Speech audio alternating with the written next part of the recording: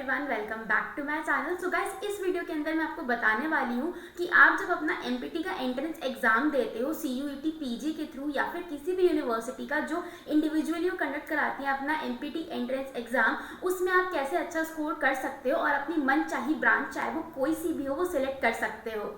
सो आगे बढ़ने से पहले मैं ये बता देती हूँ कि ये जो वीडियो होने वाली है ये मेरी कंप्लीट एक स्ट्रैटेजी वीडियो है। जो टिप्स मैंने यूज़ करी थी while I was preparing for my empty entrance exam, तो उस टाइम पे जो मैंने सारी अपनी टिप्स यूज़ करी थी वो मैं आपको इस वीडियो के अंदर बताने वाली हूँ।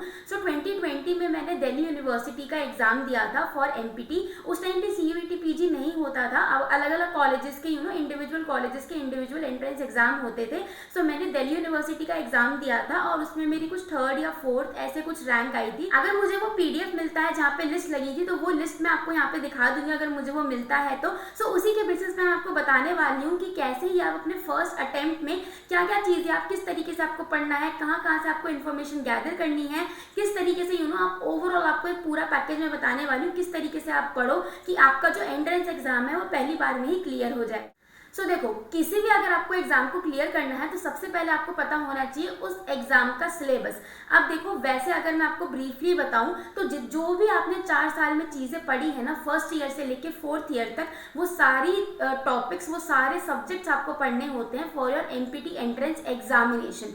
ठीक है, अब इसमें से ये होता है कि कुछ चीज़ें आपको ज़्यादा प्रायोरिटी पे रखनी पड़ती हैं और कुछ जो टॉपिक्स होते हैं those are of less priority. So you have to prioritise कि किस हिसाब से पेपर आ रहा है, कौन कौन से सब्जेक्ट्स इंपॉर्टेंट है और जो सब्जेक्ट्स भी इंपॉर्टेंट है उनमें से सबसे ज़्यादा इंपॉर्टेंट टॉपिक्स कौन कौन से हैं। फॉर एग्जाम्पल अगर मैं एनाटॉमी की बात करूँ, so it is one of the important topics जो हमें एमपीटी एंट्रेंस एग्जाम के लिए प्रिपेयर करना होता है। बट एज अ फिजियो हमें पता तो सब कुछ होना चाहिए, बट एमपीटी एंट्रेंस एग्जाम की अगर मैं आपको बात बताऊं तो एनाटॉमी में आपके bones, joints, upper limb, lower limb, brain, neuro anatomy, spinal anatomy, मतलब ये सारी चीज़ें आपकी अच्छे से कवर होनी चाहिए। बजाय इसके कि अगर आप डाइजेस्टिव सिस्टम पढ़ रहे हो, ठीक है, ये जो सारे सिस्टम्स हैं जिनमें फिजियो का एकदम से डायरेक्टली काम नहीं होता है, ठीक है, तो इन पे ना डायरेक्ट क्वेश्चंस एकदम नहीं आते भी हैं तो वो बहुत कम आते हैं। तो इस तरीके से ना अगर आप एक कोई सब्जेक्ट भी चूज करो, जैसे एनाटॉमी बहुत हाई प्रायोरिटी सब्जेक्ट है, आपको वो आना चाहिए, राइट, तो इसमें भी आपको टॉपिक्स अपने प्रायोरिटाइज करने पड़ेंगे कि ये टॉपिक ज्यादा इंपॉर्टेंट है तो I have to read this first, और उसके बाद अगर मुझे टाइम मिला तो ये जो बाकी के टॉपिक्स हैं ये भी मैं पढ़ लूंगा या पढ़ लूंगी।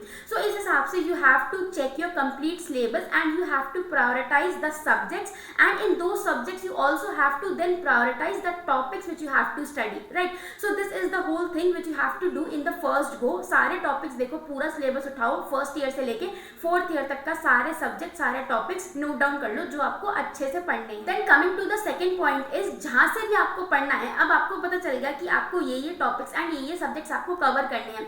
अब वो आपको पढ़ने कहाँ से है वो चीज़ आप सबसे पहले फाइनलाइज करो। देखो, ज़्यादा रिसोर्सेज कलेक्ट करने की ज़रूरत नहीं है कि हम इस बुक से भी पढ़ लें, इस बुक से भी पढ़ लें, गूगल पे भी जाके पढ़ लें, फिर हम यूट्यूब पे भी पढ़ लें। इस तरीके से आपको नहीं पढ़ना है, ठीक है। अपनी एक स्टैंडर्ड 1 या 2 बुक रख लो और उसके साथ अगर चाहो तो एक रेफरेंस बुक, पर मैं तो वो नहीं कहूँगी, सिर्फ एक बुक रखो, और अगर एक बुक भी नहीं हो पा रही है तो 2 बुक, इससे ज़्यादा पर सब्जेक्ट के लिए कोई बुक रखने की ज़रूरत नहीं है। फॉर एग्जाम्पल एनाटॉमी के लिए अगर आप बीटी चौरसिया यूज़ करते हो इट इज़ वेल इनफ, उसके अलावा एनाटॉमी पे कहीं जाने की ज़रूरत नहीं है। फिजियोलॉजी भी एक इंपॉर्टेंट सब्जेक्ट है, हाई प्रायोरिटी का सब्जेक्ट है। So I use to study anatomy from AK Jain, तो मैंने वो वहीं से पढ़ी है, राइट। एक्सरसाइज थेरेपी के लिए आई ऑप्टेड ओनली किस्नर, ठीक है, किस्नर एंड डीना गार्डनर। सो इन दोनों से ही मैंने एक्सरसाइज थेरेपी अपनी सारी पढ़ी है। कुछ 1-2 टॉपिक हैं जैसे सस्पेंशन थेरेपी वगैरह, वो मुझे इन बुक्स के अंदर नहीं मिले थे इतने अच्छे से, तो उनके लिए I refer some other book, वो भी मैं आपको बाद में बता दूंगी अगर आप चाहोगे तो, राइट। सो ये सारे जो टॉपिक्स हैं ना, जो मतलब मेजॉरिटी टॉपिक आपको जिस बुक में मिल जाए या फिर जो स्टैंडर्ड बुक है प्रैक्टिस की हमारी, वही आपको फॉलो करनी है। जैसे Suleman is also a very good book, ठीक है, तो वो इस तरीके की जो आपकी स्टैंडर्ड बुक्स है ना ये आपको यूज करनी है। और अपने रिसोर्सेज आपको बहुत ही ज़्यादा लिमिटेड रखने हैं, रिसोर्सेज लिमिटेड रखने हैं, बट उन रिसोर्सेज से जो रिवीजन करनी है, जो पढ़ाई करनी है वो अनलिमिटेड करनी है, ठीक है। अगर आप यूट्यूब पे भी पढ़ना चाहते हो तो यूट्यूब पे भी बहुत सारे अच्छे टीचर्स आपको मिल जाएंगे, जैसे एनाटॉमी के लिए या फिर डिफरेंट टॉपिक्स के लिए आप डॉक्टर नजीब के लेक्चर्स देख सकते हो। मैं भी यूट्यूब के ऊपर काफ़ी सारे वीडियोस डालती हूँ रिलेटेड टू दीज टॉपिक्स, तो अगर आप वो पढ़ना चाहते हो मेरे से या फिर अगर आपको मेरा पढ़ाया हुआ समझ आता है, so you can also go and check that video out. इसके अलावा अगर आपको और किसी भी यूट्यूब से किसी भी चैनल से पढ़ने में समझ आता है, अच्छा लगता है पढ़ना, तो आप वहाँ से जाके पढ़ सकते हो। अगर आपको नॉर्मल बुक खोल के पढ़ने में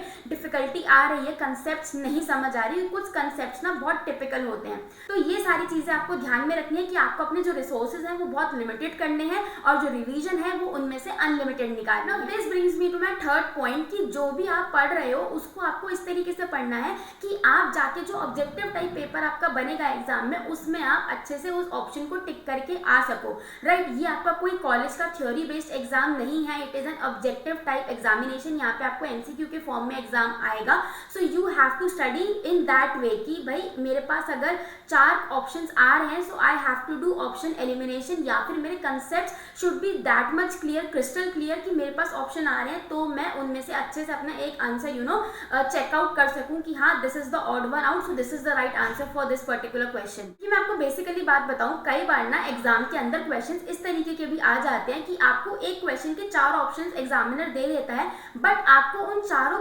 ऑप्शंस को देख के लगता है कि भैया ये तो चारों ही इसके आंसर हैं, राइट। बट उस टाइम पे क्या करना होता है, आपको उनमें से जो सबसे ज्यादा प्रायोरिटी पे आंसर होता है, जिसकी सबसे ज्यादा कि हाँ ये तो 100% है, वो आपको टिक करके आना होता है। तो कई बार एग्जामिनर इस तरीके से भी आपको फंसाते हैं कि क्वेश्चन देख के लगेगा कि भाई इसमें चारों ही आंसर हैं, सारे ही सही है, बट उनमें से भी सबसे ज्यादा रेलिवेंट और सबसे ज्यादा नियरेस्ट कौन सा है उस आंसर वो क्वेश्चन के, वो आपको टिक करके आना पड़ता है। और ये आप तभी कर पाओगे जब आपके जो कंसेप्ट है ना वो बहुत ही क्रिस्टल क्लियर होंगे, क्योंकि बच्चे बेसिक्स नहीं पढ़ते, ऊपर ऊपर से सारी मतलब जो कहानियां हैं अच्छे से वो पढ़ लेते हैं, बट जो बेसिक कंसेप्ट है, जो बिल्डिंग ब्लॉक है, वो नहीं पढ़ते, और इसी वजह से जो उनका एग्जाम है वो क्लियर नहीं हो पाता है फर्स्ट अटेम्प्ट में या सेकेंड अटेम्प्ट में भी, और वो नहीं कर पाते, राइट। सो अगर आप भी ये गलती कर रहे हो तो आप ये गलती बिल्कुल मत करना। सबसे पहले जो अपने बेसिक्स हैं उनसे स्टार्ट करो। अगर बेसिक्स क्लियर होंगे ना तो उसके बाद आप ज़्यादा चीज़ें अच्छे से समझ पाओगे। इसका मैं आपको एग्जांपल देती हूँ अपनी तैयारी के टाइम से। सो मुझे जो न्यूरो एनाटॉमी थी उससे काफ़ी डर लगता था, मुझे न्यूरो एनाटॉमी समझ ही नहीं आती थी।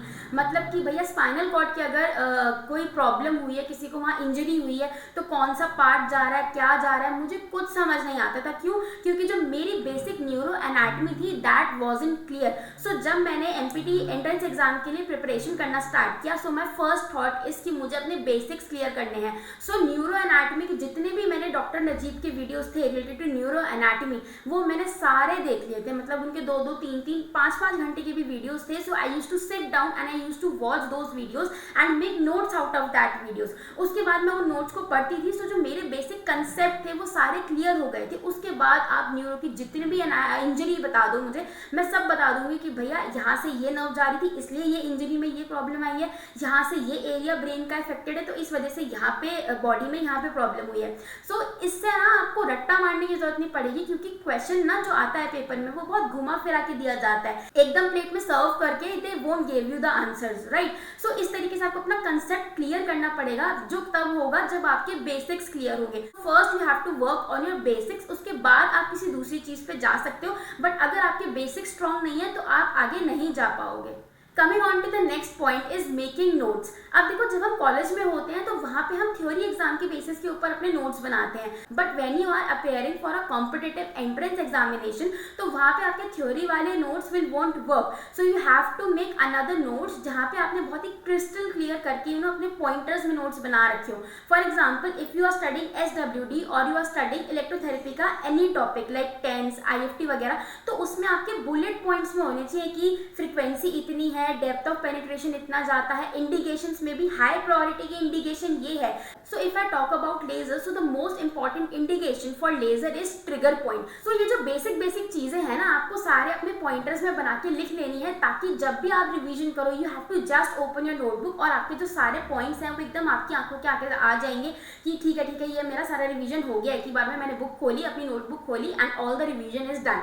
Now moving on to the next point is practicing PYQs। ठीक है, सो ये तो most important and non negotiable आपका पॉइंट है कि आपको PYQs की प्रैक्टिस तो करनी ही है। अगर आप PYQs की या फिर किसी भी मॉक या सैम्पल पेपर की प्रैक्टिस नहीं करोगे, so there are no chances that you will be able to clear your entrance examination, right. अब देखो बहुत बच्चे कंफ्यूज आते हैं कि हम कौन सी बुक से प्रैक्टिस करें, कहाँ से प्रैक्टिस करें। सो मैंने ऑलरेडी ये वीडियो बना रखा है, आप यहाँ से जाके देख सकते हो। मैंने कुछ अपनी बेस्ट बुक्स बताई हैं जो कि आप यूज कर सकते हो for preparing for your empty entrance examination. आप चाहो चाहो तो कोई सी बुक परचेज कर सकते हो। अभी मार्केट में बहुत सारी बुक्स अवेलेबल है related to physiotherapy MPT entrance examination. मैंने पर्सनली उस टाइम पे पीपी मोहंती, सूरज कुमार, ये 2 बुक्स थी जो फिजियोथेरेपी को टारगेट कर रही थी, ये बुक्स यूज करी थी। उसके अलावा यार देखो, जो एनाटमी है, फिजियोलॉजी है, ऑर्थोपेडिक्स है, न्यूरोलॉजी है, इनके लिए अगर आप गूगल पे जाके रैंडमली भी सर्च करोगे ना कि books objective type questions on orthopaedics, तो उसके लिए भी बुक आ जाएगी। Objective type questions for anatomy, उसके लिए भी बुक आ जाएगी। तो देखो, एनाटमी, ऑर्थोपेडिक वगैरह ये सारे सब्जेक्ट्स ना आपके कॉमन सब्जेक्ट्स हैं जो कि हर मेडिकल प्रोफेशन वाला पढ़ता है, राइट। सिर्फ आप एज अ फिजियो नहीं पढ़ते हो। सो अगर आपको उन सब्जेक्ट्स के लिए जो कि सब में कॉमन होते हैं, उनके लिए अगर बुक्स चाहिए तो उनके लिए भी मैं एक डेडिकेटेड वीडियो बना दूंगी। आप वहां से भी उनके टॉपिक्स के बारे में अच्छे से पढ़ सकते हो। जितने आप ज्यादा क्वेश्चंस प्रैक्टिस करोगे ना बेटा, उतने ही ज्यादा आपकी अच्छी तैयारी होगी। सो ये मत सोचना कि ये बुक तो एमबीबीएस वालों के लिए है, एमबीबीएस वाले यहाँ से एनाटमी पढ़ रहे हैं तो हम तो भैया नहीं पढ़ेंगे क्योंकि हमारा तो उतना लेवल ही नहीं है।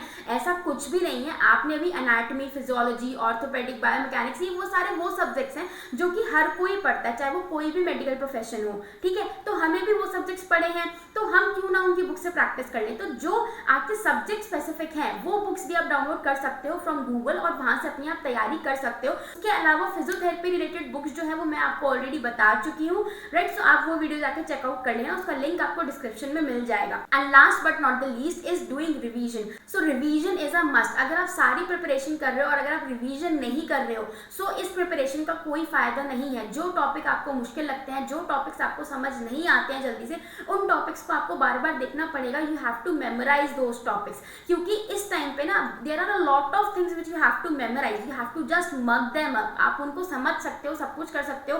फॉर एग्जाम्पल जैसे एसडब्ल्यूडी की फ्रीक्वेंसी कितनी है, इसकी वेवलेंथ कितनी है, and same goes for all the other modalities. So you have to learn those things, you have to memorise those things. You can not do anything कि अच्छा मुझे समझ तो आ गया कि एसडब्ल्यूडी की फ्रीक्वेंसी इतनी है, वेवलेंथ इतनी है, समझ तो आ गया, बट समझ के क्या फायदा। You have to take the option in your examination. So you have to learn और मेमोराइज दोज थिंग्स। सो जहाँ पे मेमोराइजेशन वाला पार्ट है ना, so you have to memorise and that will be possible only when you do revision daily. इसीलिए I am emphasising the part of revision है, क्योंकि आपने टॉपिक चाहे कितने अच्छे से, कितने डिटेल में, कितने ही अच्छे नोट्स बना के उसके रख लें, आपको समझ भी आ गया हो, but unless and until you are not doing the revision properly और you are not completely doing the revision, there is no point of making notes and doing all that stuff, right. So इसलिए मैं आपको यही सलाह दूंगी कि आप जितनी रिवीजन हो सकते हैं उतना आप अच्छे से रिवीजन करो, ताकि वो जो आपका टॉपिक है वो इतना स्ट्रांग हो जाए कि वहां से घुमा फिरा के किसी भी तरीके से इनडायरेक्ट डायरेक्ट वे में एग्जामिनर अगर आपको क्वेश्चन देता है तो आप वो आंसर करके आ पाओगे। So guys, this is all about today's video. इस वीडियो के अंदर मैंने आपको अपनी सारी स्ट्रैटेजीज बताई हैं जो कि मैंने पर्सनली यूज करी थी while I was preparing for my NPT entrance examination of Delhi university. I hope you found this video well, and अगर आपको ये वीडियो अच्छा लगा हो और इन्फॉर्मेटिव लगा हो और आप ऐसे ही अच्छे, इंटरेस्टिंग और इन्फॉर्मेटिव वीडियोस चाहते हो रिलेटेड टू दिस फील्ड, सो आप प्लीज मेरे चैनल को जरूर सब्सक्राइब कर देना और इस वीडियो को भी लाइक कर देना और शेयर कर देना।